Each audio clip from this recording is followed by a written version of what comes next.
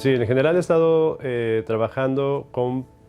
indicadores, digamos, porque pueden ser de distinta índole, puede ser a nivel genético, puede ser a nivel de parasitismo, puede ser a nivel, obviamente, a nivel de acústica, en este caso de la generación de sonidos de las mismas aves. Todos esos indicadores que nos permitan ver cuál es el estado actual poblacional de ciertas especies de aves. Algunas de ellas que tienen cierta vulnerabilidad, es decir, que están amenazadas, que se encuentran en peligro de extinción, y que eso nos podría permitir toda esa información, saber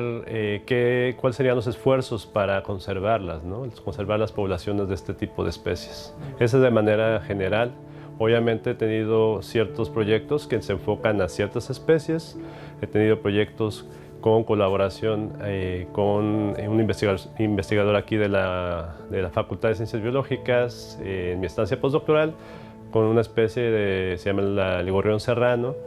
que es una especie que se encuentra actualmente en peligro de extinción y que es nos enfocamos en la parte genética de poblaciones con genes relacionados al sistema inmune. ¿Para qué? Pues para ver la diferencia en distintas poblaciones a nivel genético y ver si hay alguna reducción en su diversidad genética, que eso nos pueda permitir saber si hay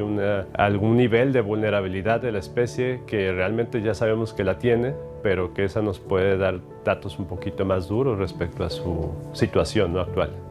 Ese es uno de los proyectos que he desarrollado. Hay otro que actualmente ahora estoy desarrollando, que es con otra especie también muy estudiada en la universidad, con muchos colegas, que ha sido el gorrión de Wharton, que este gorrión se distribuye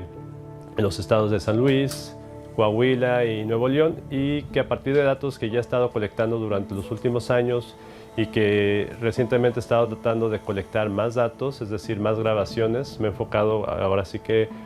con canto del gorrión, ¿no? Y ver,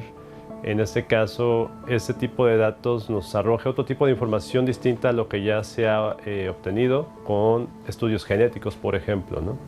Que eso nos permitiría tener una idea más clara de cuál es su situación actual a nivel poblacional y obviamente también tratar de ver qué esfuerzos se podrían realizar para su conservación. He trabajado mucho también a nivel de hemoparásitos, en este caso hablamos de parásitos sanguíneos. Entonces, en este caso, algunos de ellos son géneros que están relacionados sobre todo a la malaria. Esta es malaria aviar, obviamente me enfoco a las aves, pero obviamente tienen un cierto parentesco con lo que es la malaria humana, ¿no? En este caso, cuando hablamos de Plasmodium o todo este tipo de patógenos que obviamente generan lo que es la malaria y que es una de las enfermedades que más muertes generan en el mundo. Obviamente, hablando aquí, yo no me enfoco en esas especies, sino en otro tipo de especies que exclusivamente van a infectar a las aves, con aspectos como temporalidad, es decir, si cambia entre lluvias o en estación, digamos, reproductiva o no reproductiva, o de lluvias o cuando no hay lluvias, y ver qué tanto eso incide en la presencia de estos hemoparásitos. Uno de los que ya publicamos fue en colaboración con con colegas de la Facultad de Ciencias Biológicas, fue el de gorrión serrano, por ejemplo, la genética, que sí encontramos diferencia genética considerable con las dos poblaciones que se encuentran actualmente, digamos, que es hay una población en la Ciudad de México, muy cercana a la parte sur de la Ciudad de México, y hay otra población que está en Durango, que es algo muy extraño, puesto que quedaron muy separadas geográficamente, y queríamos ver, aunque había estudios previos, aquí queríamos ver si también con los genes que estábamos trabajando había también esa diferenciación, sobre todo en el aspecto del sistema inmune, y sí vimos esa diferencia genética, que eso puede tener repercusión en la parte de generar algún tipo de sugerencia para su conservación, sobre todo considerando que son unidades evolutivas independientes y que se tienen que tomar como, se podría tomar como unidades, obviamente, que tengan que llevar a cabo esfuerzos de conservación de manera distinta, sobre todo también por lo que es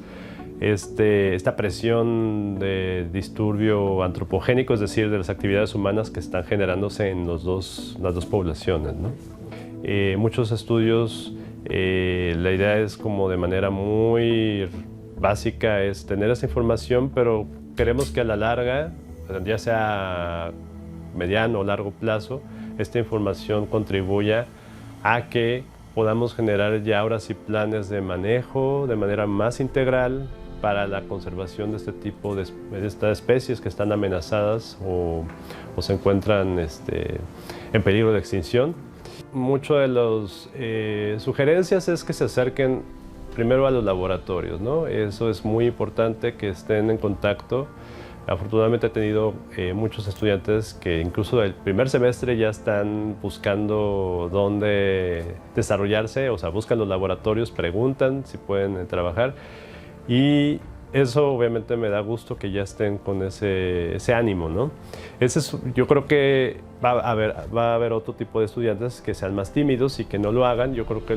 mi mensaje es primero pues, que lo intenten, que se acerquen a los laboratorios de la Facultad de Ciencias Biológicas o de cualquier otra facultad para que puedan iniciar con este proceso de la vida académica o la vida científica en este caso. Y la otra, pues,